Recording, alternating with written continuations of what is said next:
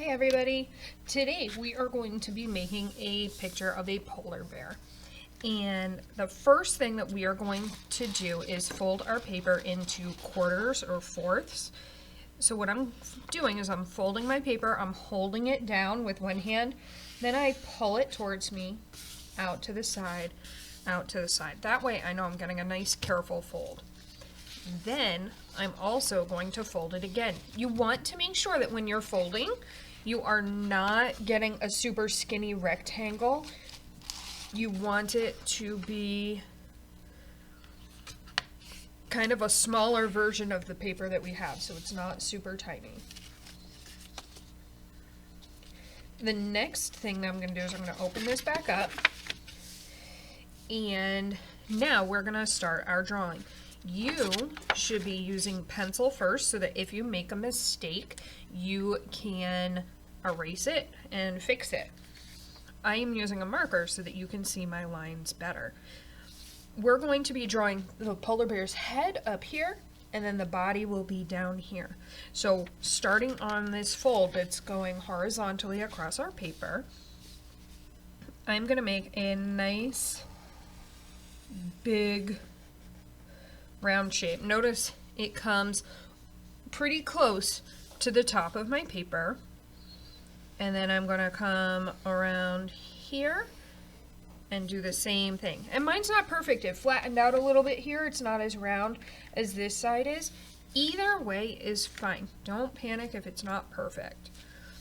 About halfway between the top of our line and our horizontal fold, we are going to make a dot, and then a bit farther down, maybe 2 fingers widths for you, I'm going to make another one. What we're going to do is we're going to use these dots to make a little bit of almost like an egg shape. So I'm going to come down, I'm getting wider, and I come back, and I come down wider, and then I come back. So it's almost like a rounded triangle or like a weird egg shape. This is going to be for our polar bear's muzzle, where it comes forward. Then about in the middle, I am going to make a triangle that's pointing down. That's going to be for our polar bear's nose. And you can also kind of make the line coming down in an upside down Y. So that makes his mouth, or her, either way. Now, the next thing that we're going to add is our ears coming up, and they have rounded ears. So I'm just going to make one on this side, and I'm going to do the same thing over here as close as I can. And again, mine are a little crooked. They're not exactly the same. That's okay. After that, we are going to add some polar bear eyeballs. And they are not huge. But what I am going to do is, so I'm drawing a circle. Inside that circle, I'm going to draw a smaller one. And I'm going to color in so he just has a little bit of a shine to his eye. And I'm going to try to make this as even as possible. And then I color that in. If you want, you can leave that part to color in for when you are tracing with a marker, because we're going to draw this out in pencil first, then you are going to trace yours with a marker. So now we have our polar bear's face all done. What we are going to do next is we are going to set up the bottom half of our paper.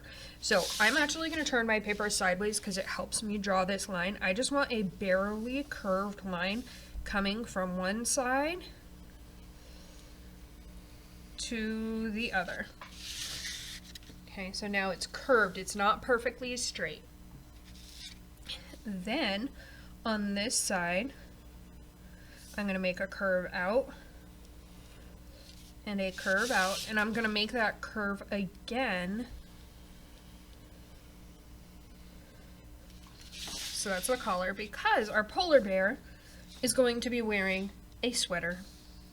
And then from here, I'm just going to come down all the way to the bottom with a curve. Notice it's getting wider than the head is, and down all the way to the bottom where it's closer to the edge of the paper than the head was. The first thing that we are going to do to add extra details to this is we're going to add some texture to our polar bear.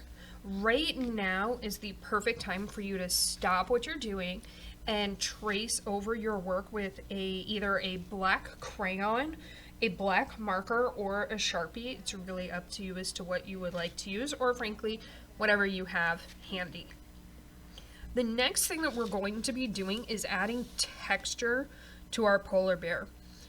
Texture is how something feels or how it might feel, and we're going to be doing this by just using lines. We are not making huge big lines, we're making smaller dashed lines because we want it to look like the fur on our polar bear. I like starting around the eyes because it helps me kind of get a direction for where the hair or the fur is going to go. I am trying to make mine neat and a similar size. I am then also going to say, you know, the hair kind of comes down and around that muzzle.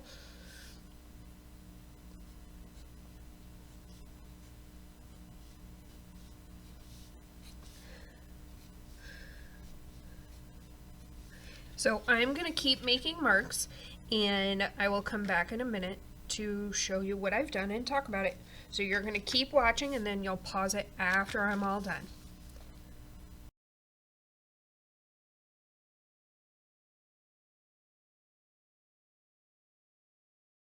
I want you to notice that I have really kind of established the directionality of my fur on this side of my paper. So the fur came out from the eyes, and then it kind of curves down, and it also goes around that muzzle and then kind of comes down. That curve helps it look a little bit three-dimensional. So you do want to think about what direction you are drawing your lines, because that will really help your work. You don't want them all over the place like confetti, because that is going to be really distracting in your work, and it's not going to help it look more like fur. So I'm going to keep going and finish up the other side. Take your time, and you can start doing this, and I will check back in a minute to show you what it looks like when I'm all done.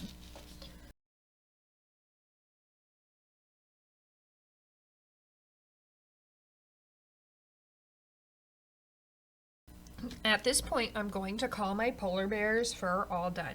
I'm not making lines on the muzzle because there it is quite a bit smoother. Yes, polar bears still have fur there, but the hair is a lot shorter. So I'm going to leave that just plain for now. The next step that we are going to be doing is we are going to be moving on to our sweater. So you want to switch back to a pencil for this, because you're going to want to draw your designs out in pencil first. Then you will trace them with a black crayon, black marker, whatever you have handy. So what I'm going to do is I'm going to add some more stripes onto my sweater, and then I am going to think about some different patterns. So one of the things that I am looking for with this assignment is, can you come up with different kinds of patterns on your work? So for me, I would come up with 1, 2, 3, 4, and then kind of another pattern in these two corners. You can create some pretty simple patterns. You can also create some pretty awesome patterns that have a lot more detail to them. I think my very first one, I'm going to keep it fairly simple. So I'm going to trace right down this, and then I'm going to make this top part just stripes. And then I'm going to make my other patterns, and I will check back in when I'm all done.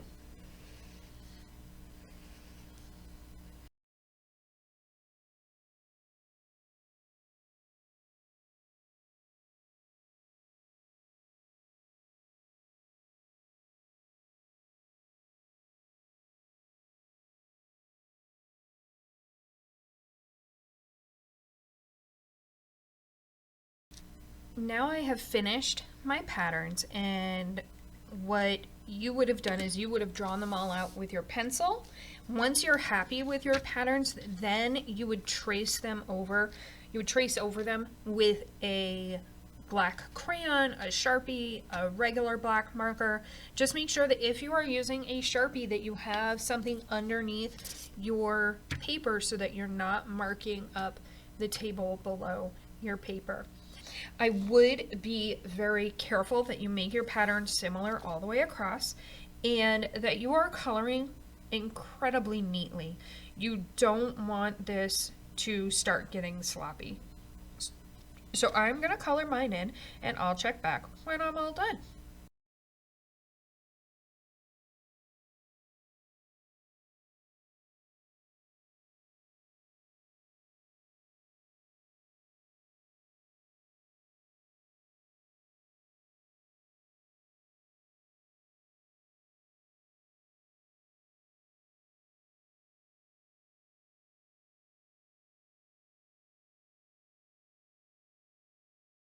At this point, I have finished all of my patterns, and I want to point out too that it might not be obvious, but I actually did use a color scheme for each one.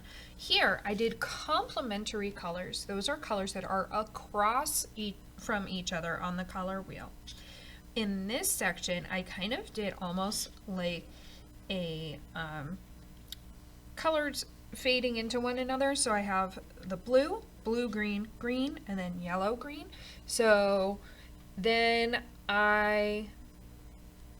so those are all next to each other in the color wheel. I did pink and purple. They're just similar. This isn't a true purple. It's that red, violet, a turquoise, and then I did rainbow at the bottom. The next thing that I am going to do is I'm going to color my background with just one color. And I think I'm going to use violet because it's not a color that I used a lot of.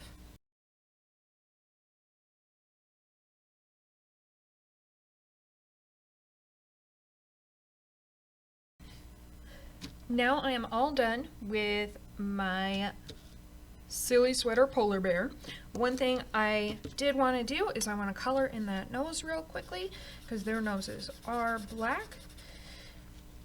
And now we will call it finished. So we have added texture to our polar bear's face using lines. So it should look like he would be almost a little bit fuzzy. We have drawn and colored in a variety of patterns, so I do expect to see different patterns and nice, neat, careful coloring. So I hope you enjoyed following along making our silly sweater polar bear, and I will see you next time. Bye, everyone.